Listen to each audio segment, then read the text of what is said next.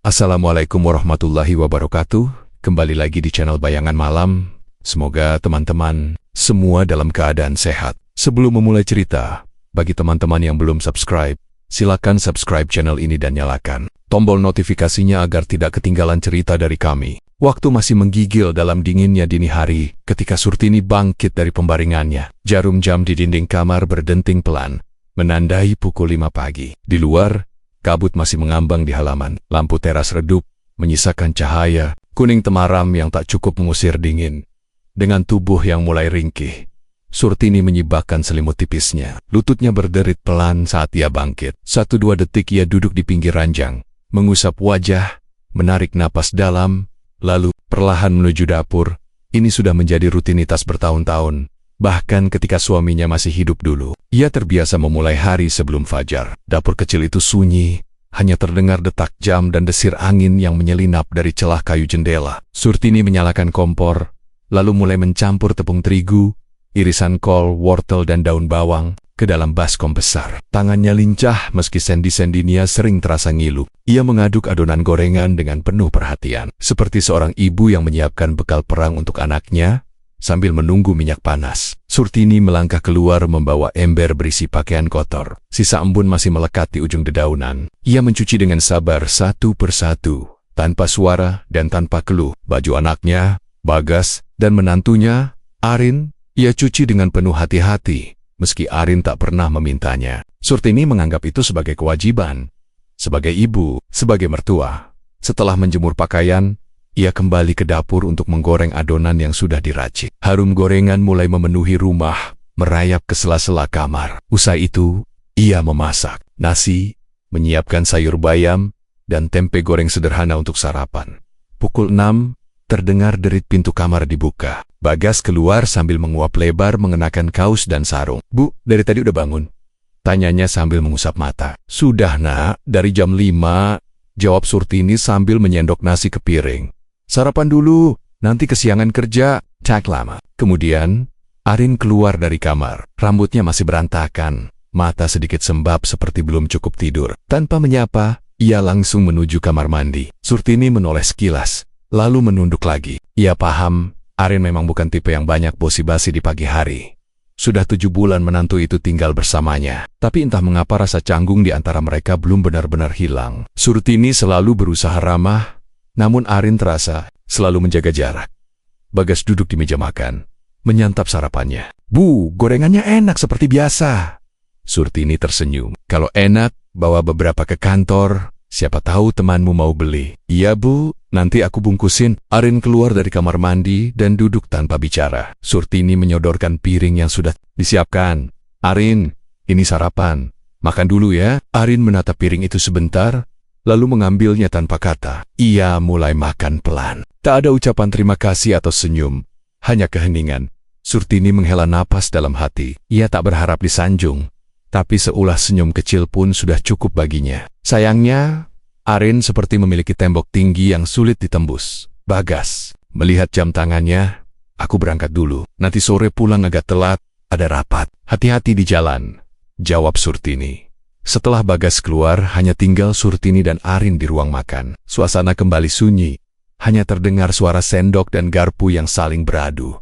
Surtini mencoba memecah keheningan. "Arin, kamu kelihatan capek, kerjaan di kantor banyak ya?" "Biasa aja," jawab Arin singkat.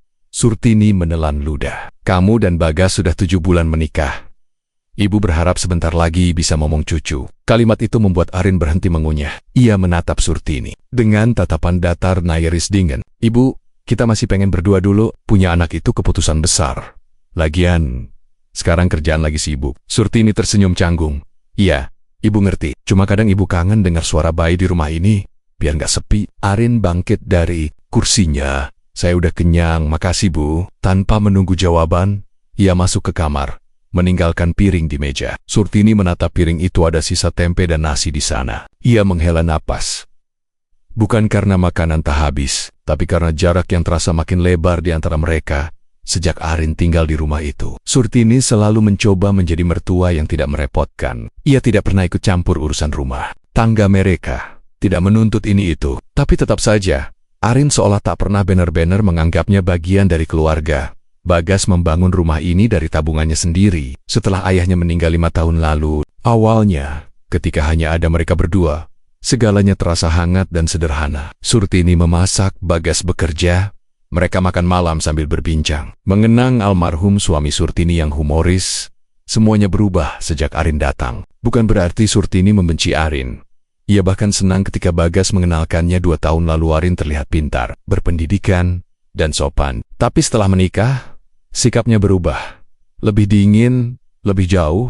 Kadang Surtini berpikir, mungkin karena usianya yang sudah tua, Arin jadi merasa terganggu. Surtini melahirkan Bagas di usia 36 tahun, dan kini di usia lebih dari 60. Tubuhnya memang tak sekuat dulu, tapi hatinya masih lembut. Ia hanya ingin dekat dengan anak dan menantunya. Ingin merasakan kehangatan keluarga yang dulu pernah ia punya. Hari itu, setelah membereskan meja makan dan mencuci piring, Surtini duduk sejenak di kursi kayu di teras. Sinar matahari mulai menghangatkan kulitnya. Ia mengamati pepohonan di halaman. Dedaunan menari tertiup angin. Ia berpikir, mungkin besok akan membawa gorengannya ke kantor Bagas. Siapa tahu bisa membantu sedikit keuangan rumah tangga.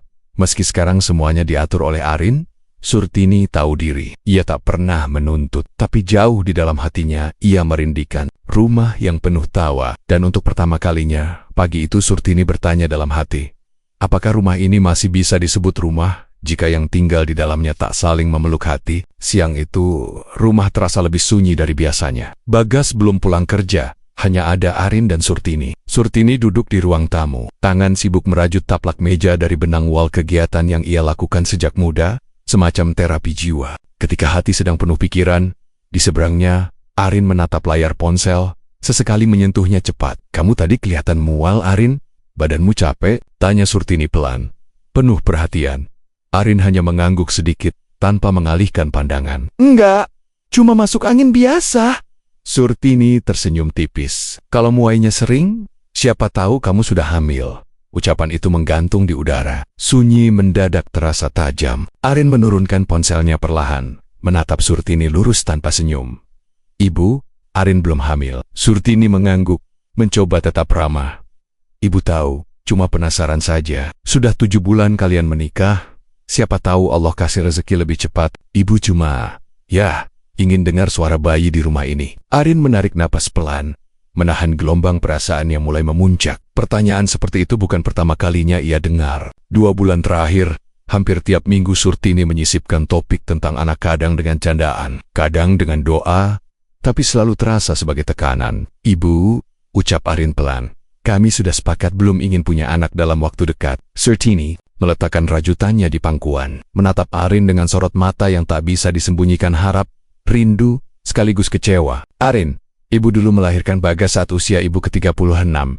Ibu tahu menunggu itu tidak mudah, tapi setiap perempuan pasti akan sampai pada titik ingin menjadi ibu, bukan? Arin tersenyum tipis, senyum yang tak benar-benar sampai ke mata. Saya tahu, Bu, tapi sekarang belum saatnya. Saya dan Bagas masih ingin fokus kerja menobong dulu, menikmati hidup berdua. Saya harap ibu bisa mengerti itu. Menikmati hidup. Surtini mengulang pelan, nyaris seperti gumaman. Apa hidup baru bisa dinikmati kalau belum punya anak? Arin tak menjawab, dadanya sesak. Ia tahu niat Surtini tidak jahat, tapi pertanyaan-pertanyaan, itu keinginan-keinginan itu terasa seperti penilaian tak langsung atas kehidupannya. Seolah jika ia belum hamil, berarti ia belum sepenuhnya menjalani perannya sebagai istri sejak menikah dan tinggal di rumah Bagas. Arin sebenarnya berusaha keras menyesuaikan diri. Ia tahu menikahi Bagas berarti juga menerima keberadaan Surtini sebagai bagian dari hidupnya. Tapi ternyata, hidup dalam satu atap dengan ibu mertua tidak semudah yang ia bayangkan. Arin adalah perempuan kota, terbiasa mandiri, terencana, dan menjaga jarak terhadap hal-hal yang terlalu mencampuri urusan pribadi. Sedangkan Surtini, dengan segala ketulusannya, adalah sosok ibu yang ingin tahu, ingin terlibat, dan seringkali tidak sadar bahwa perhatian berlebih bisa menjadi beban bagi orang lain. Setiap pagi, Arin terbangun dan sudah mendapati dapur penuh. Aroma masakan, piring-piring sudah dicuci, baju sudah dijemur. Semuanya dikerjakan oleh Surtini. Arin tahu, seharusnya ia merasa bersyukur, tapi yang ia rasakan justru semacam tekanan tak kasat mata. Ia merasa seperti tamu di rumahnya sendiri semua. Urusan sudah dibereskan oleh Surtini. seolah ia tak diberi ruang menjadi istri sepenuhnya. Kini, desakan halus tentang kehamilan datang terus-menerus tanpa henti. Awalnya Arin menjawab dengan sabar dengan senyum. Namun, lama-kelamaan kesabarannya tergerus. "Bu, saya minta maaf," katanya, mencoba menjaga nada tetap tenang. "Tapi, saya merasa ibu terlalu sering membicarakan soal anak, saya jadi tertekan." Surtini terdiam, tatapannya turun ke lantai, tangannya meremas rajutan di pangkuan. "Ibu tidak bermaksud menekan," katanya pelan. "Ibu hanya merasa sepi. Dulu, waktu ayah Bagas masih hidup, rumah ini ramai. Lalu setelah ayahnya meninggal, hanya Bagas dan ibu. Sekarang, ada kamu. Ibu pikir sebentar lagi pasti ada cucu. Biar rumah ini ramai lagi. Biar ibu ada yang digendong diajak ngobrol. Biar ada tawa bayi setiap pagi." Ada nada lirih dalam suara. Itu yang membuat Arin nyaris luluh.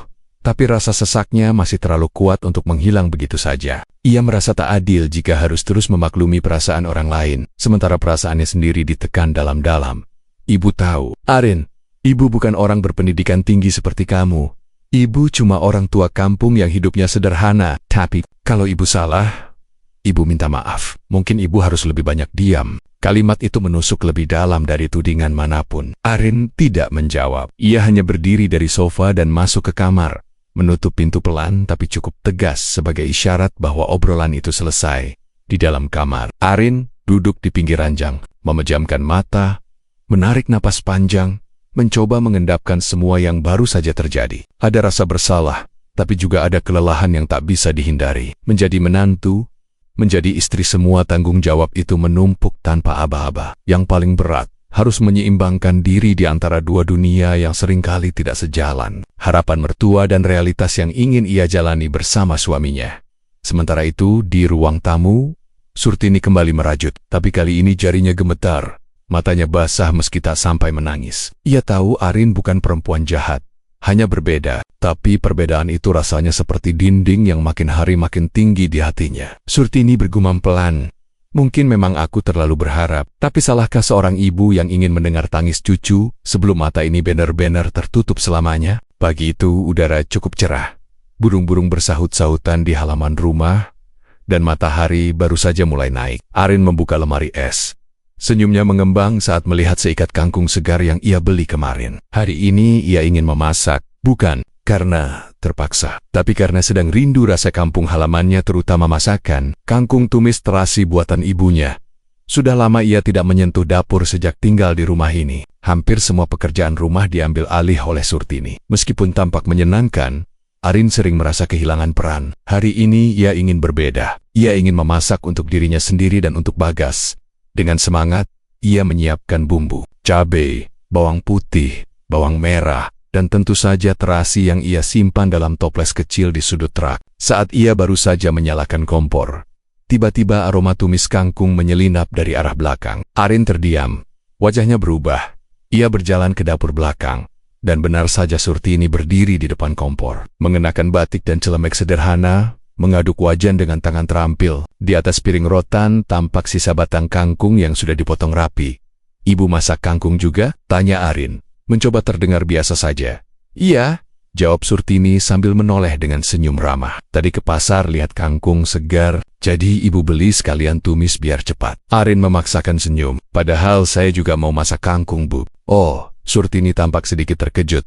"Ibu nggak tahu, tadi kamu belum di dapur. Jadi ibu pikir ya sudah sekalian aja. Saya memang mau masak hari ini, Bu. Sudah lama nggak pegang dapur." Surtini mengangguk lalu kembali mengaduk wajan. "Ya sudah, nanti kalau masih mau masak, pakai sayur lain aja. Di kulkas masih ada sawi." "Saya pengen kangkung, Bu," kata Arin, nadanya mulai berubah.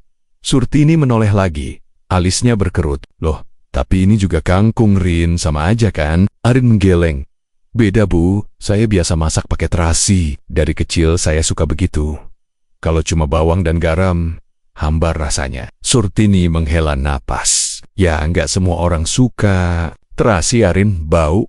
Nanti malah nggak dimakan Bagas. Ibu biasa masak begini, dan Bagas selalu habis makannya." Kalimat itu menghantam Arin lebih dari yang seharusnya. "Jadi maksud ibu, masakan saya nggak enak?" "Ibu nggak bilang begitu, cuma nggak semua orang cocok dengan rasa terasi." Kenapa ibu selalu merasa harus lebih tahu dari saya soal semua hal di rumah ini? Bahkan untuk urusan kangkung saja saya nggak punya tempat. Suasana dapur mendadak panas, jauh lebih panas dari wajan yang mendidih. Arin, kamu ini kenapa? Ibu nggak sengaja. Ibu masak seperti biasa. Bukan buat nyakitin kamu, jawab Surtini, sedikit meninggikan suara. Arin melipat tangan di dada. Saya cuma ingin sesekali merasa ini juga rumah saya. Tapi kenapa rasanya cuma numpang di sini? Masak makanan kesukaan sendiri aja susah. Surtini terdiam, mematikan kompor perlahan, lalu melepas celemek dan menyandarkannya ke kursi. Kalau kamu merasa numpang, mungkin ibu harus lebih banyak mundur. Mungkin kamu lebih suka kalau ibu nggak ikut campur. Bukan begitu, Bu. Arin tidak melanjutkan. Lidahnya kelu. Amarahnya terlanjur naik. Hati kecilnya tahu ini hanya soal kangkung. Tapi entah mengapa itu menjadi pemantik dari banyak hal yang ia tahan. Surtini menghela napas dalam. Kamu tahu, Arin, ibu ini cuma ingin bantu. Dulu waktu Bagas kecil, ibu kerja dari pagi sampai malam. Nggak sempat urus rumah, nggak sempat lihat dia tumbuh. Sekarang ibu pikir bisa menebus waktu itu dengan bantu anak dan menantu. Tapi kalau kehadiran ibu malah bikin kamu sesak, ya mungkin ibu memang harus berhenti. Arin terdiam. Ia merasa bersalah, tapi juga masih dikuasai amarah. Sejak awal, ia hanya ingin masak, hanya ingin merasa menjadi istri yang punya ruang. Tapi semuanya terasa salah sejak awal, dan sekarang malah jadi perang dingin gara-gara tumisan. Beberapa detik mereka saling diam, sebelum akhirnya Surtini berjalan keluar dari dapur tanpa berkata apa-apa lagi. Wajahnya datar, tapi langkahnya berat. Arin berdiri kaku di dekat meja. Ia melihat wajan yang sudah padam, tumis kangkung di dalamnya masih mengepulkan sisa panas. Air matanya jatuh. Bukan karena sayur itu, bukan karena terasi, tapi karena ia merasa tak pernah benar-benar bisa menjadi dirinya sendiri di rumah ini. Tahu Surtini bukan ibu mertua jahat, bahkan sangat perhatian. Tapi perhatian yang berlebihan, tanpa sadar, bisa berubah menjadi tekanan. Saat ruang pribadi menghilang, hal sekecil apapun bisa menjadi percikan api. Hari itu, sayur kangkung menjadi simbol pertarungan dua perempuan di bawah satu atap. Yang satu ingin mencintai dengan cara mengurus, yang satu ingin dicintai dengan diberi ruang, dan keduanya sama-sama merasa tak dimengerti. Malam menjelang, sunyi menggantung di udara. Rumah kecil itu terasa lebih lengang dari biasanya, seolah dindingnya ikut menyimpan napas, takut mengusik ketegangan yang belum reda. Bagas baru saja pulang kerja, dasinya belum sempat dilepas saat melihat Surtini duduk di ruang tamu dengan wajah murung dan mata yang tampak lebih sayu. Ibu nungguin aku? Tanya Bagas sambil menghampiri. Surtini mengangguk pelan. Ibu cuma pengen cerita. Hari ini ibu dan Arin sempat cekcok. Cekcok gara-gara apa? Bagas mengernyit. Surtini tersenyum kecut. Cuma masalah sepele, soal sayur kangkung. Ibu nggak tahu kalau Arin juga mau masak kangkung hari ini. Ibu sudah duluan masak. Dia kecewa. Ujung-ujungnya jadi ribut. Bagas terdiam, mencoba mencerna. Cuma soal masak. Bukan cuma soal masak, Han. Jawab Surtini lembut. Mungkin itu cuma pemicunya. Ibu rasa dari dulu Arin memang kurang cocok sama ibu. Tapi ibu selalu mencoba maklum. Mungkin dia belum terbiasa tinggal serumah dengan orang tua. Ibu nggak pernah marah. Tapi hari ini ibu merasa seperti orang asing di rumah anak sendiri. Kalimat itu menampar Bagas dengan halus. Ia tahu ibunya tidak bermaksud menyudutkan Arin. Tapi nada lirih dan sedih itu membuat hatinya mencelos. Ibu sabar ya, aku yakin Arin gak bermaksud begitu. Dia cuma kadang sensitif, ujar Bagas, berusaha menenangkan. Ibu ngerti, ibu pengen kamu tahu. Ibu gak butuh kamu marahin Arin.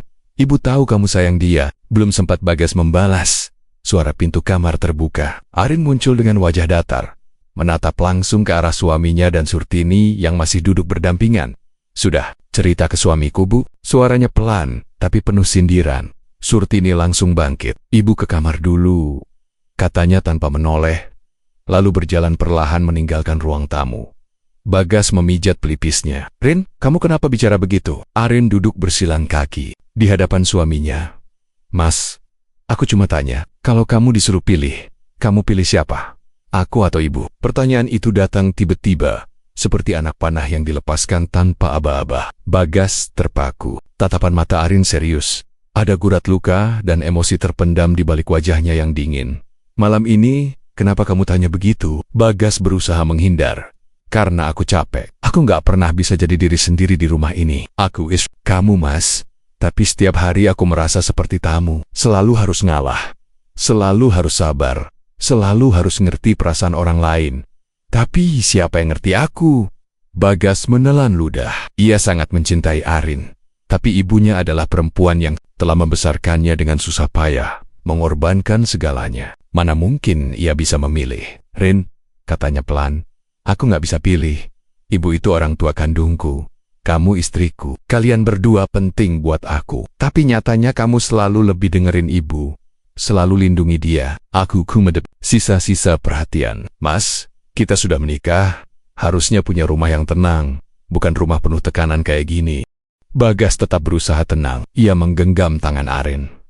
Aku tahu kamu tertekan. Tapi ibu juga manusia. Dia sudah tua. Dia nggak banyak minta. Dia cuma ingin merasa dibutuhkan. Dia ingin cucu. Dia terus nanya soal anak. Padahal kita belum. Siap, Mas. Suara Arin bergetar. Antara marah dan kecewa. Aku ingin kita punya anak. Tapi bukan karena desakan ibu. Aku ingin punya anak karena kita siap. Karena kita sepakat. Bukan karena dia tanya setiap hari sampai aku stres. Bagas menarik napas panjang. Aku minta maaf. Harusnya aku bisa jadi jembatan buat kalian. Tapi kamu tanya. Siapa yang aku pilih? Aku nggak bisa jawab itu. Rin, karena ini bukan soal memilih, ini soal kita belajar hidup bersama. Erin menetap Nia. Lama, tapi aku nggak yakin bisa terus kayak gini. Aku nggak tahu berapa lama lagi aku bisa tahan. Bagas menatap istrinya. Ada cinta di sana. Tapi juga luka yang menganga. Ia ingin memeluknya. Ingin mengatakan semuanya akan baik-baik saja. Tapi hatinya berat. Ia tahu. Konflik ini bukan soal sayur kangkung atau pertanyaan tentang cucu. Ini soal dua hati perempuan yang sama-sama ingin didengarkan. Sama-sama ingin tempat. Sayangnya, mereka tinggal di rumah yang terlalu kecil untuk ego yang terlalu besar. Malam itu, setelah percakapan panjang, Bagas hanya bisa duduk lama di ruang tamu. Memandangi lenggit-lenggit rumahnya yang diam-diam terasa seperti runtuh perlahan. Surtini sudah tidur di kamar. Sementara Arin kembali ke kamarnya tanpa sepatah kata. Ia seorang suami sekaligus anak yang berada di tengah, merasa seperti manusia paling bingung di dunia. Satu pertanyaan dari Arin masih terngiang di kepalanya. Kamu pilih siapa? Ibu atau aku? Meski mulutnya tak mampu menjawab, hatinya tahu bahwa jawaban itu tidak pernah mudah. Mencintai dua perempuan dalam hidupnya ternyata bisa menjadi beban yang tak ringan. Sejak pertengkaran kecil soal sayur kangkung itu, Arin berubah. Tidak lagi hangat. Tidak lagi penuh senyum seperti dulu saat baru datang ke rumah ini sebagai menantu. Kata-katanya kini lebih dingin, nadanya lebih tajam, dan langkahnya seakan selalu menghindar dari Surtini. Pagi hari yang biasanya dimulai dengan sapaan ramah dan teh hangat, kini hanya berisi suara sendok beradu di gelas dan gesekan sandal di lantai. Surtini masih bangun pukul pagi seperti biasa menguleni adonan gorengan, mencuci piring, mencuci pakaian, membersihkan halaman, namun semua terasa hambar. Tak ada lagi sapaan lembut dari Arin, tak ada lagi senyum kecil saat ia menyodorkan teh atau menyiapkan sarapan. Arin sering hanya berkata singkat. Kalaupun berbicara biasanya diselipi nada sinis. Bu, tolong lap meja itu bersih ya, ada bekas minyak kemarin, kata Arin suatu pagi tanpa menoleh. Padahal Surtini sudah membersihkannya sejak subuh. Surtini menahan napas, memaklumi, menunduk, lalu melanjutkan pekerjaannya. Namun hatinya mulai penuh luka kecil, luka-luka yang tak terlihat, tapi pelan-pelan membusuk di dalam. Yang lebih menyakitkan, Arin mulai menciptakan jarak antara Surtini dan Bagas. Dengan halus tapi konsisten. Malam hari, saat biasanya Surtini menunggu Bagas pulang kerja untuk makan bersama, kini ia hanya duduk sendirian di ruang tamu. Sementara Arin dan Bagas makan di dalam kamar, dengan dalih ingin berdua saja. Mas capek banget hari ini, Bu. Biar makan di kamar aja ya, kata Arin suatu malam sambil menutup pintu perlahan. Surtini hanya mengangguk. Piringnya masih kosong, nasinya dingin, hatinya lebih dingin lagi. Tak hanya itu, gaji Bagas pun kini sepenuhnya diatur oleh Arin. Ia mengusulkan hal itu dengan suara lembut namun penuh keyakinan. Mas, aku rasa kita harus mulai belajar mengatur keuangan rumah tangga biar semuanya lebih terarah. Boleh nggak aku yang pegang gaji, Mas? Aku bakal catat semua pengeluaran, ucap Arin saat mereka duduk di ruang keluarga. Seolah itu hal yang wajar. Bagas seperti biasa percaya. Ia tak pernah menyangka ada niat lain di balik permintaan itu. Dengan mudah, ia menyerahkan semuanya. Gaji bulan itu langsung ditransfer ke rekening Arin. Namun alih-alih adil, Arin justru mempersempit ruang hidup Surtini. Hanya Rp20.000 yang diberikan untuk kebutuhan ibu mertuanya. Padahal Surtini setiap hari memasak, mencuci, dan membersihkan rumah. Uang Rp20.000 itu bahkan tak cukup untuk belanja dapur selama seminggu. Ibu kan cuma masak yang sederhana-sederhana. Nggak perlu banyak, kata Arin saat Surtini hendak bertanya kenapa uang belanja makin sedikit. Surtini ingin bicara pada Bagas, ingin mengatakan semuanya, tapi Arin seperti selalu tahu kapan dan bagaimana menghentikannya. Setiap Surtini hendak masuk ke kamar Bagas, selalu ada alasan. Mas lagi tidur, Bu. Mas pusing habis kerja, jangan diganggu dulu. Mas lagi rapat online, Bu. Penting banget. Maka Surtini hanya kembali ke dapur ke piring-piring kotor, ke lantai yang harus disapu 3 kali sehari, tempat di mana ia bisa menyembunyikan tangis tanpa suara, malam demi malam. Surtini menatap lenggit-lenggit kamarnya yang lembab. Dalam hati, apa salahnya berharap menimang cucu? Apa salahnya menjadi ibu yang ingin tetap dekat dengan anaknya? Namun kini anak itu terasa makin jauh, bukan karena benci, tapi karena ada seseorang yang sengaja mengaburkan jarak mereka. Surtini tahu Arin belum siap punya anak, tapi mengapa sikapnya begitu kejam? Padahal ia tak pernah memaksa, hanya bertanya, hanya berharap. Namun ternyata, harapan seorang ibu bisa jadi racun bagi menantu yang tidak ikhlas. Suatu malam, Surtini memberanikan diri mengetuk pintu kamar Bagas. Sudah beberapa malam ia menunda niat ini, tapi kali ini ia tak bisa lagi. Uang belanja tinggal Rp5.000, belum ada beras, belum ada minyak. Namun sebelum Bagas sempat membuka pintu, Arin sudah berdiri di ambang pintu dengan senyum palsu. Bu, Mas lagi sakit kepala, tadi muntah-muntah, istirahat dulu ya, kalau ada apa-apa, besok pagi aja. Surtini tak tahu harus berkata apa. Akhirnya ia hanya mengangguk meski hatinya menolak. Malam itu ia makan nasi sisa siang dengan garam dan air putih. Pagi harinya, ia kembali bangun pukul 4 September seperti biasa. Tapi ada yang berubah dalam dirinya. Surtini mulai merasa tidak diinginkan seperti tamu yang kelamaan tinggal di rumah orang. Arin tersenyum setiap kali berhasil menjauhkan Surtini sedikit demi sedikit. Ia tak mengusir secara langsung, tapi semua sikap, ucapan, dan tindakannya perlahan mengarah ke satu tujuan, membuat Surtini menyerah dan pergi sendiri. Rumah yang dulu dibangun Bagas dengan penuh cinta untuk ibunya, kini terasa seperti penjara. Surtini adalah tahanannya, dan penjaganya adalah menantunya sendiri. Surtini memandangi kalender di dinding dapur. Bulan sudah berganti. Sudah lebih dari 7 bulan Arin dan Bagas menikah, tapi yang ia rasakan bukan sukacita, karena keluarga yang bertambah. Yang ia rasakan justru kehilangan demi kehilangan. Anak yang dulu selalu memeluknya sebelum berangkat kerja, kini bahkan tak sempat berkata, "Selamat pagi." Surtini tahu, waktunya di rumah ini mungkin sudah tidak lama lagi. Ia bisa merasakannya, bukan lewat kata-kata, tapi lewat sikap yang dingin, acuh, dan penuh sindiran. Dan di balik itu, ada satu kebenaran yang tak ingin ia akui, yang ia laharkan, kini bukan miliknya. Sudah 1 bulan sejak pertengkaran kecil soal kangkung itu. Namun bagi Surtini, luka-luka batin yang ditinggalkan jauh lebih dalam dari sekadar cekcok dapur, hari demi hari. Tubuhnya yang renta mulai melemah, mungkin karena beban pikiran. Mungkin juga karena rasa kecewa yang ditelan diam-diam. Dan mulai demam, persendiannya nyeri, dan kepalanya sering pening saat bangun tidur. Tapi ia tak pernah bener-bener mengeluh. Surtini tetap bangun pukul pagi, meski langkahnya tak lagi tegap, wajahnya pucat, tubuhnya menyusut, namun tangannya masih terulur ke ember cucian dan wajan penggorengan. Ia masih berusaha menjadi ibu yang berguna, walau hatinya retak, walau badannya menolak. Bagas, anak satu-satunya, justru sedang berada di puncak kesibukan. Kantor tempatnya bekerja memberi sinyal akan mengangkatnya sebagai kepala cabang baru, posisi yang sudah lama ia dambakan. Bagas sibuk pergi sebelum matahari naik, pulang larut malam, kadang bahkan menginap di kantor, demi masa depan. Tapi, karena itu pula, ia tak sadar bahwa ibunya di rumah sedang perlahan-lahan roboh. Arin tahu betul bagaimana mengambil kesempatan di depan Bagas. Ia tampil manis, seperti menantu idaman. "Mas, biar aku yang urus ibu ya, kasihan kamu capek banget kerja," ucapnya sambil menyuguhkan teh hangat. Bagas yang polos dan lelah hanya tersenyum. "Makasih ya sayang, aku titip ibu." Maka hari-hari Surtini berlalu dengan sakit di tubuh dan sikap pura-pura dari menantunya. Arin tetap memberinya makan, namun dengan nada dingin yang menusuk. "Bu, ini bubur, jangan rewel ya. Saya masak seadanya," ucapnya satu pagi sambil menaruh mangkuk bubur yang sudah nyaris basi. Surtini hanya mengangguk, tenggorokannya perih. Tapi ia tetap menelan bubur hambar itu pelan-pelan. Ia tidak ingin ribut, tidak ingin menyusahkan, Namun pagi itu rasa sakitnya makin tak tertahan. Keringat dingin membasahi lehernya, ia mulai menggigil. Dengan sisa tenaga, ia mengetuk pintu kamar Arin. Arin membuka pintu dengan malas. "Apalagi, Bu?"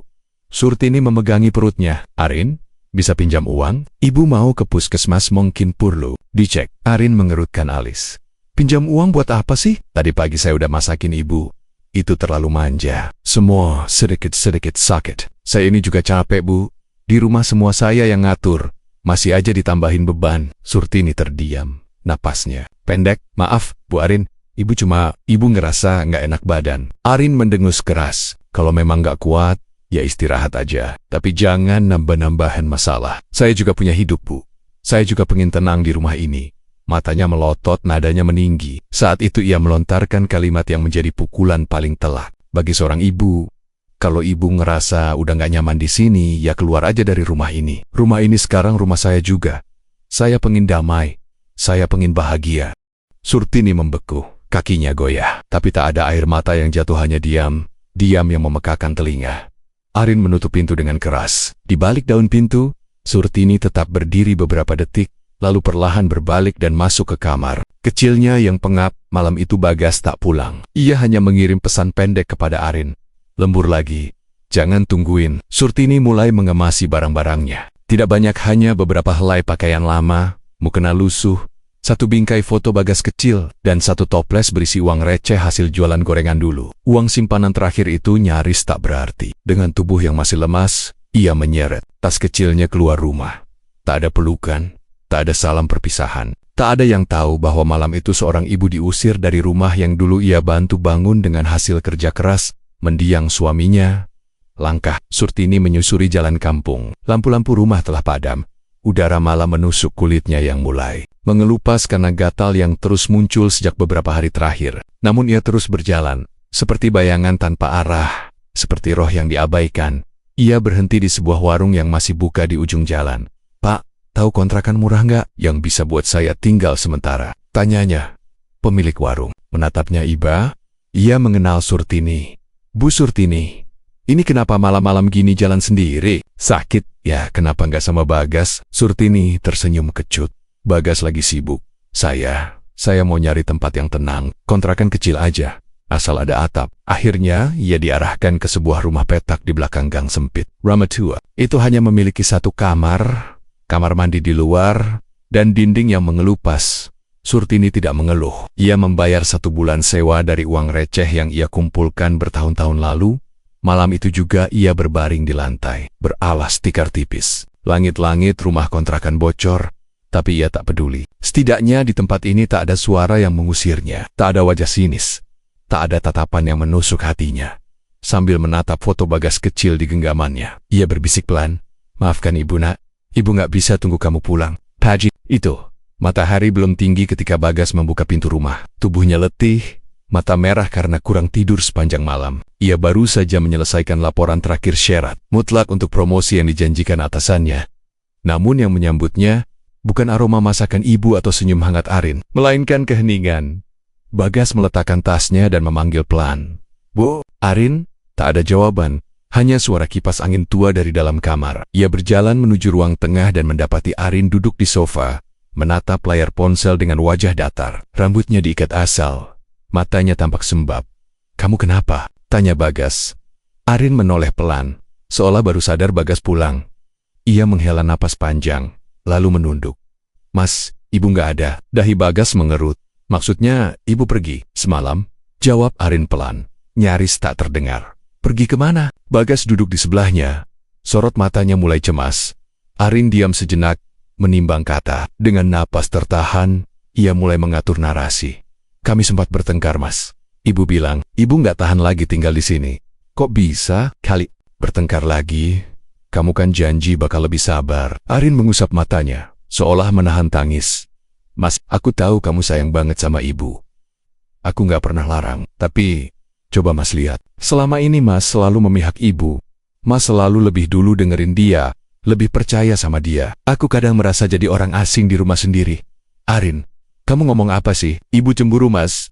Potong Arin cepat. Dia cemburu karena kamu terlalu perhatian sama aku. Dia bilang kamu berubah sejak nikah, kamu bukan lagi anaknya sepenuhnya. Dan karena itu, dia pergi. Bagas tercekat. Kepalanya seperti dihantam palu. Ia tidak pernah melihat ibunya seperti itu. Surtini memang kadang keras kepala, kadang cerewet, tapi cemburu karena kasih sayangnya terbagi. Arin, kamu yakin ibu bilang begitu? Arin mengangguk mantap. Aku nggak ada alasan buat bohong, Mas. Aku juga nggak nyangka ibu akan pergi begitu saja. Bagas bangkit, berjalan mondar-mondar mencoba mengurai kekusutan pikirannya. Ia tahu ibunya sedang sensitif akhir-akhir ini, tapi pergi tanpa pamit. Aku harus cari ibu, ucapnya akhirnya. Arin menatapnya tajam. Mas, biarkan dulu. Mungkin ibu butuh waktu sendiri. Nanti juga balik. Bagas menggeleng. Nggak bisa. Ini desa kecil. Aku pasti bisa nemuin beliau. Hoti Erin mensolus, tapi wajahnya tetap tenang. Kalau Mas mau nyari silakan, tapi aku mohon, jangan marah ke ibu kalau Mas nemuin dia. Tired. Pasti lagi sensitif. Bagas menatap Arin dalam-dalam. Ada sesuatu di wajah istrinya yang membuatnya tidak tenang, tapi ia terlalu lelah untuk curiga.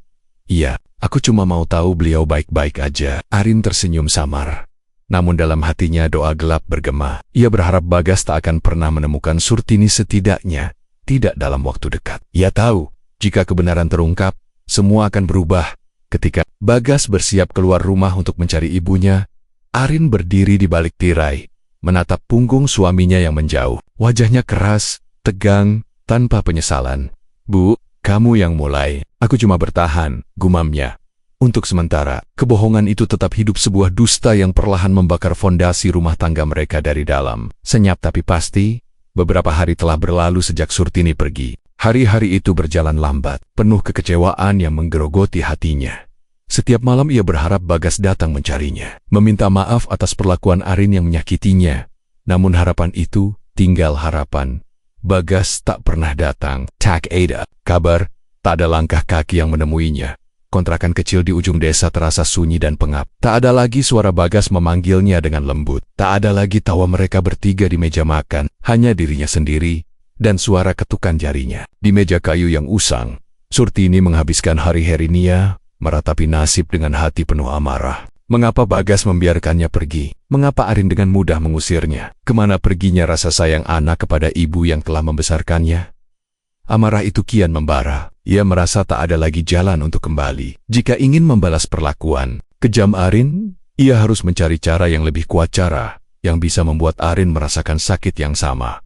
Ia memutuskan pergi ke desa sebelah, tempat seorang dukun terkenal tinggal. Desa itu berjarak beberapa jam perjalanan. Tak banyak orang tahu keberadaannya, tapi Surtini pernah mendengar reputasinya dalam menangani urusan yang tak bisa diselesaikan dengan cara biasa. Dengan langkah berat, ia menuju pasar desa, bertanya pada beberapa orang tua di depan warung kopi. Seorang wanita tua akhirnya memberi petunjuk ke rumah sang dukun. Rumah itu sederhana, terletak di ujung hutan, jauh dari keramaian. Terlihat usang dan tak terawat, namun ada aura aneh yang menyelimutinya. Surtini mengetuk pintu, suara berat terdengar dari dalam.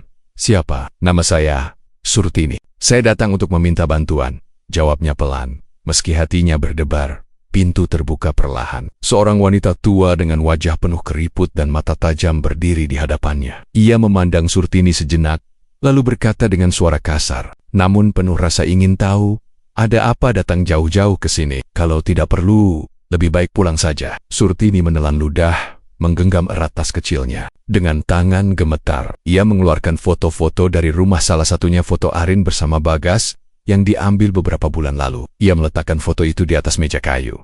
Aku ingin kamu bantu aku, suaranya bergetar. Aku ingin menantuku, Arin, merasakan penderitaan yang sama seperti yang aku rasakan. Aku ingin dia menderita. Aku ingin dia tahu betapa sakitnya dibuang begitu saja. Dukun itu menatap foto Arin, lalu menatap Surtini. Ia berpikir sejenak, kemudian membuka laci meja, mengeluarkan tanah liat, ramuan-ramuan, dan selembar kain. Hitam, kau datang bukan untuk meminta keberuntungan, tapi untuk menghancurkan hidup orang lain. Kamu yakin? Surtini mengangguk mantap.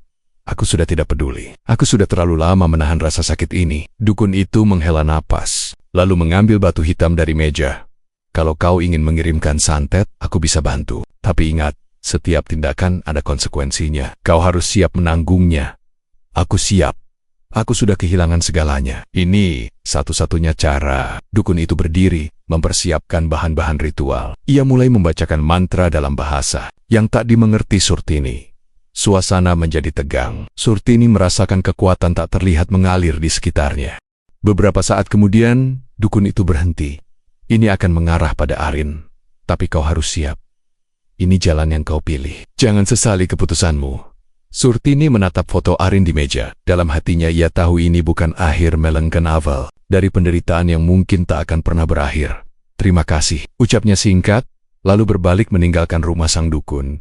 Saat berjalan pulang, hatinya masih bergejolak. Ia sadar, perjalanan ini belum selesai. Ini baru awal dari sebuah balas dendam yang akan mengubah hidupnya dan hidup orang lain. Selamanya, pagi itu, Arin merasa ada yang tidak beres. Sejak bangun tidur, perutnya terasa tidak nyaman, dan mual yang tiba-tiba datang membuatnya ingin segera muntah. Awalnya ia mengira itu hanya efek dari kelelahan atau makanan malam yang tidak cocok, namun rasa mual itu tidak juga hilang. Setiap kali mencoba makan atau minum, perutnya justru semakin terasa nyeri, disertai rasa pusing yang seolah menyelimuti seluruh tubuhnya. Arin duduk di tepi tempat tidur, menarik napas panjang. Pikirannya berkeliling, mencoba mencari alasan untuk gejala yang ia alami. Ia merasa tubuhnya seperti mengkhianati dirinya, memberikan sinyal-sinyal yang tidak ia inginkan. Setelah beberapa menit berusaha mengusir rasa tidak nyaman itu, Arin akhirnya memutuskan untuk mengambil tes kehamilan yang sudah ia siapkan sebelumnya, tes yang sempat ia beli beberapa waktu lalu karena rasa cemas.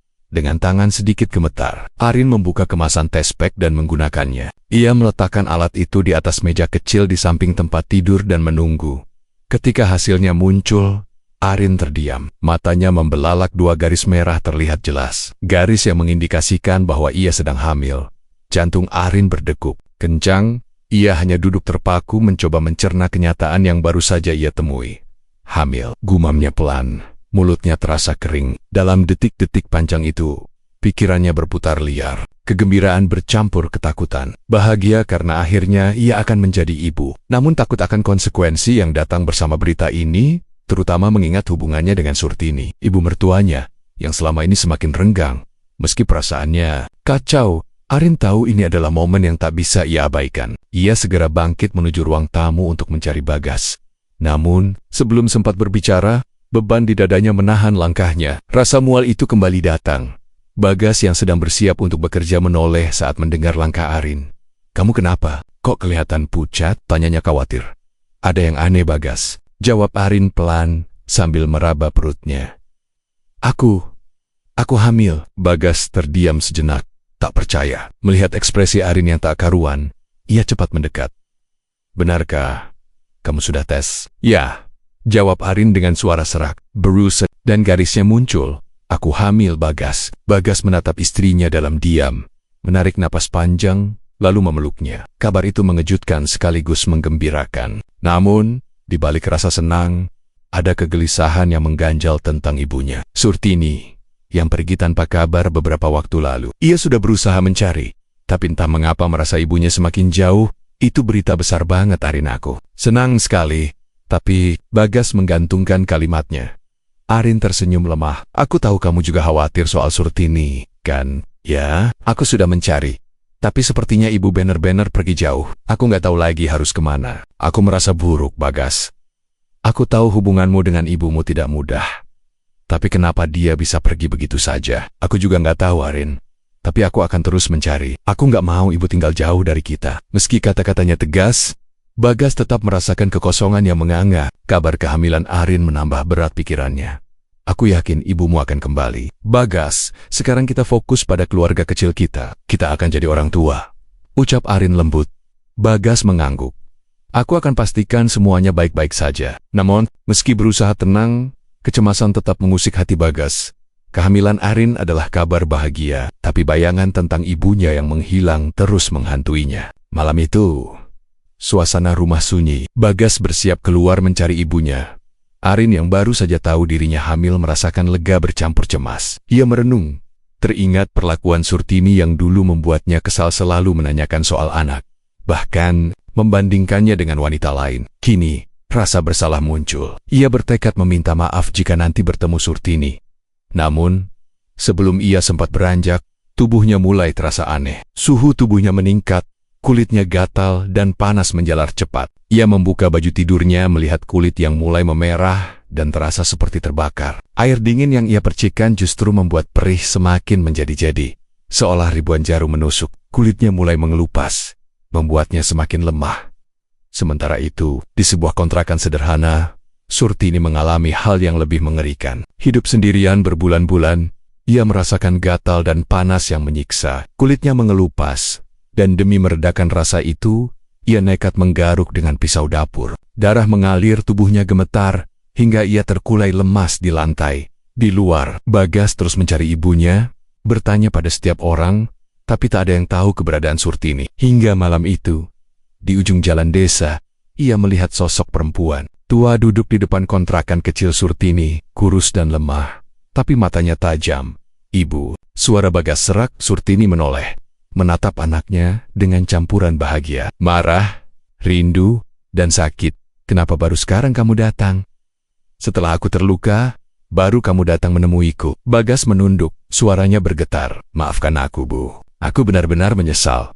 Aku ingin lebih cepat menemukan ibu. Aku kesepian, kau pergi, Arin mengusirku. Aku nggak tahu harus kemana," ucap Surtini lirih. Bagas duduk di sampingnya, menggenggam tangannya yang dingin. "Aku salah, tapi sekarang aku di sini. Aku akan membawamu pulang. Kita akan kembali bersama, Bu." "Kembali ke rumah yang sama, bersama Arin?" tanya Surtini ragu. "Ya, Arin sudah hamil, Bu. Kami akan jadi orang tua. Dan aku ingin ibu jadi bagian dari itu. Kita akan mulai memperbaiki hubungan." Mendengar kata-kata itu, hati Surtini dipenuhi perasaan campur aduk. Di satu sisi, Surtini merasa bahagia mendengar bahwa akhirnya anaknya akan menjadi seorang ayah. Cucu yang selama ini ia dambakan akan segera lahir. Namun di sisi lain, ada perasaan dendam yang masih menyelimuti hatinya, perasaan yang tidak mudah hilang begitu saja. Ia masih ingat bagaimana Arin pernah mengusirnya dengan kasar. Bagaimana ia merasa dihina dan disingkirkan dari rumah yang selama ini ia anggap miliknya. Arin hamil. Surtini mengulang kota-kota itu lirih. Suaranya penuh ketidakpercayaan. Meski ia tahu itu adalah kenyataan yang tak bisa disangkal. Bagas mengangguk. "Ya, Bu, Arin sudah hamil, dan aku ingin ibu ada di sana bersama kami. Aku ingin kita semua bisa memperbaiki segalanya. Aku tidak akan membiarkan hubungan kita berakhir seperti ini." Surtini menunduk, mencoba meresapi kata-kata itu. Perasaan yang sulit diungkapkan merayapi hatinya. Ada kebahagiaan karena akan segera menjadi nenek. Namun juga kesedihan mendalam karena hubungannya dengan sang menantu yang tak pernah benar-benar. Baiklah Bagas, aku akan pulang," kata Surtini akhirnya. Meski hatinya terasa berat, Bagas tersenyum lega. "Terima kasih, Bu. Aku janji kita akan memperbaikinya." Mereka berjalan bersama menuju rumah yang pernah mereka tinggalkan. Langit malam semakin gelap, namun ada secercah harapan yang mulai menyinari perjalanan mereka. Bagas merasakan harapan baru yang terlahir kembali. Meskipun dalam hatinya masih ada kekhawatiran tentang bagaimana nanti saat bertemu Arin. Ketika mereka tiba di rumah, suasana yang menyambut jauh dari yang mereka harapkan. Arin, yang biasanya penuh semangat, kini tampak terbaring di atas lantai. Tubuhnya dipenuhi darah yang mengalir dari luka-luka mengerikan. Karingat Burkukuren, wajahnya pucat, tubuhnya lemah. Surtini terkejut, perasaan cemas langsung menyelimuti dirinya. "Arin, apa yang terjadi?" Bagas berlari mendekati istrinya yang tak berdaya. Arin tak menjawab, hanya menggigil. Surtini berdiri, terdiam, matanya terbuka lebar. Hatinya terasa tercekik oleh rasa bersalah yang membuncah namun tak sanggup diakuinya di hadapan Bagas. "Arin!" teriak Bagas cemas. Surtini hanya berdiri, menatap tubuh Arin dengan rasa bersalah yang menusuk. Dalam hati ia menyesal, sangat menyesal, namun tak berani mengungkapkan bahwa semua rasa sakit itu adalah akibat perbuatannya sendiri. Dari santet yang ia kirimkan. Bagas mengangkat tubuh Arin dengan hati-hati, membawanya ke kamar sambil berdoa agar semuanya baik-baik saja. Sementara itu Surtini merasakan kekosongan yang amat dalam. Andai saja ia bisa memutar waktu. Andai saja ia bisa mengubah segalanya. Tapi semua sudah terjadi. Dan kini ia hanya bisa menyesali tindakannya dalam diam. Hari-hari berikutnya, rumah kembali terbungkus dalam diam dan kesedihan. Arin dirawat di rumah, tubuhnya perlahan membaik. Tapi sesuatu yang lain tak pernah sembuh, rasa bersalah di hati Surtini. Meskipun ia tak pernah mengungkapkan kebenaran, perasaan itu tak bisa ia hindari. Ia tahu bahwa dari pertengkaran, pengusiran, hingga luka yang dialami Arin, semua bersumber dari dirinya sendiri.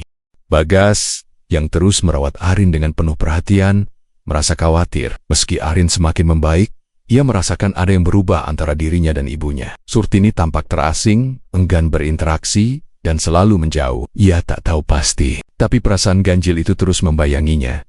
Suatu malam, ketika Arin terlelap, Surtini duduk di kursi depan pintu kamar, menatap Bagas yang sibuk menyiapkan obat. Ia merasa kesepian, terperangkap dalam penyesalan tanpa akhir. Mungkin, jika saja ia tak melakukan semua ini, semuanya tak akan berakhir seperti sekarang, Ibu. Apa yang sebenarnya terjadi? Tanya Bagas pelan, penuh kehati-hatian. Ibunya menyembunyikan sesuatu, tapi tak pernah berhasil memastikannya. Surtini menghela napas panjang. Aku menyesal, Bagas. Aku terlalu dipenuhi rasa marah, terlalu sakit hati dengan apa yang terjadi antara aku dan Arin. Aku ingin memperbaikinya, tapi aku sudah terlalu jauh melangkah. Air mata mulai menetes di pipinya. Bagas mendekat, duduk di samping ibunya. Apa yang ibu lakukan?